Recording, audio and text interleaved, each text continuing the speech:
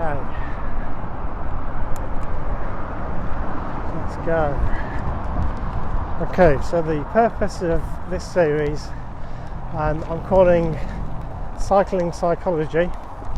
So when I go on my bike, I really just do a lot of thinking. It's a great time to just free your mind. You can't mess about with Facebook or Twitter or anything like that because you're cycling, so you just get to think. So I thought, well, I might as well think out loud, and one of the things that I think about a lot is psychology.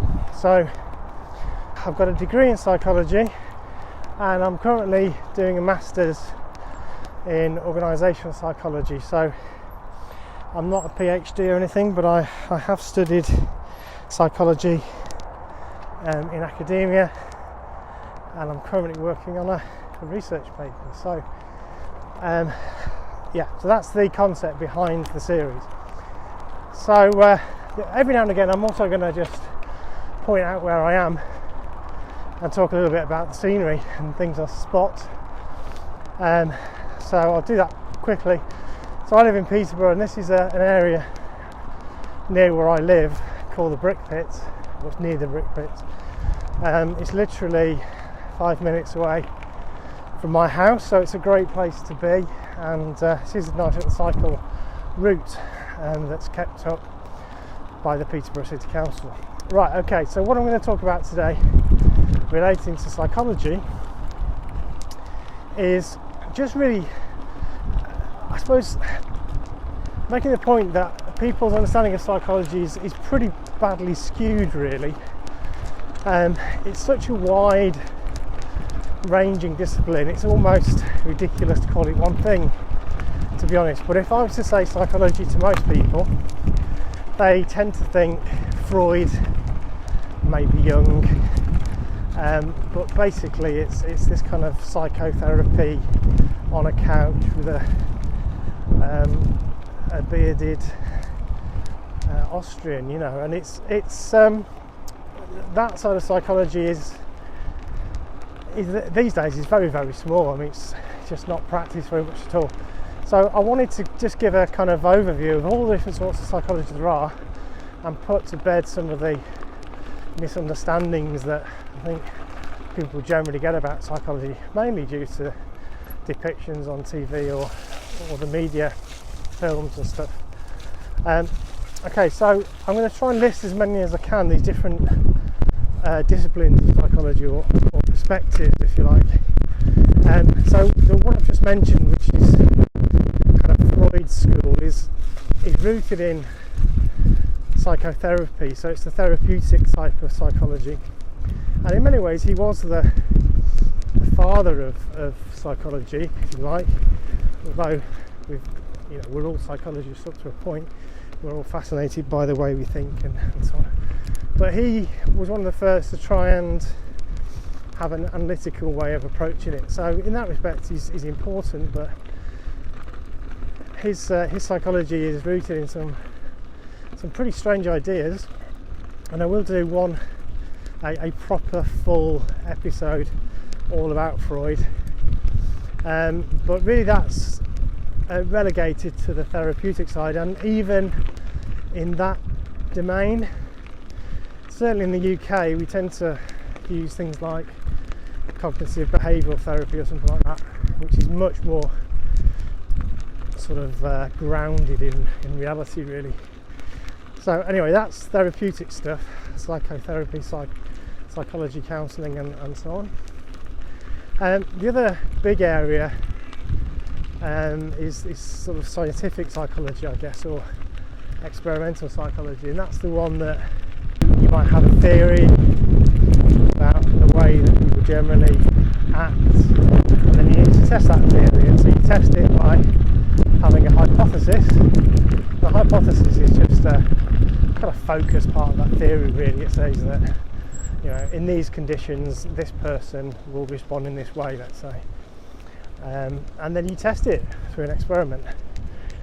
So maybe it'd be easier to give you an example.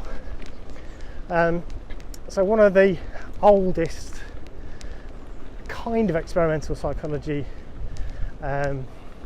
papers was one by Watson, John Watson I think it was, and he was from the behaviourist school of psychology. So in a way the behaviourists were the forerunners of scientific psychology, in that they were not interested really in trying to model what was going on in people's heads, or have any sort of guess of what was going on there. As far as they were concerned, all you could really say is the behaviour. So that was really all they tested. But so they test behaviour of animals. So they did a lot of work on mice and rats and pigeons, and they found that you could predict these animals' behaviour pretty well. A lot of it was down to just learning associations between things. Perhaps the most famous in popular culture, it wasn't really an experiment as such, it was just an accident, but Pavlov's dog. So Pavlov's dog, basically Pavlov noticed that the dog would salivate when it heard the food bowl coming out. So this was just a reaction to something in the environment, but it had associated the sound with getting food. So already it was preparing itself for a meal. So that was kind of the precursor, and then experiments on animals, behavioural, and then I suppose one of the early human experiments, in inverted commas, was the sort of really sad case of little Albert.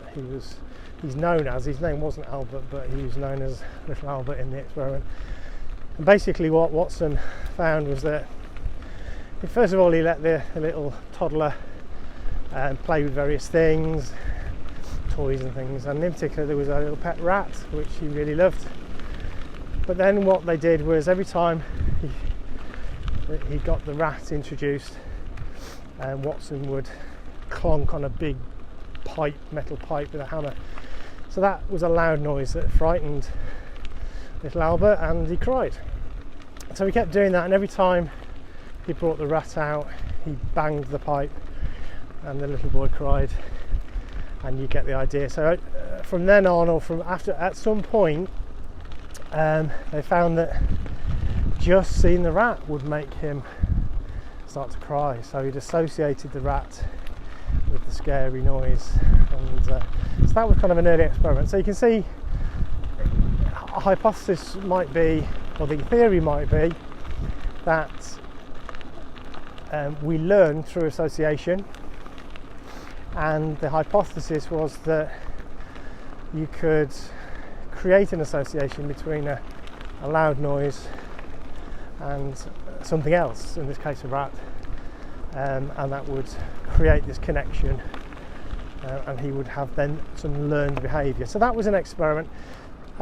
During the sort of 50s, 60s, there were lots of experiments, and some of them were quite famous. You might have heard of Milgram's experiments around getting people to, they thought they were doing an experiment around learning, and they had to punish their cohorts in this experiment if they got the answer wrong by giving them an electric shock.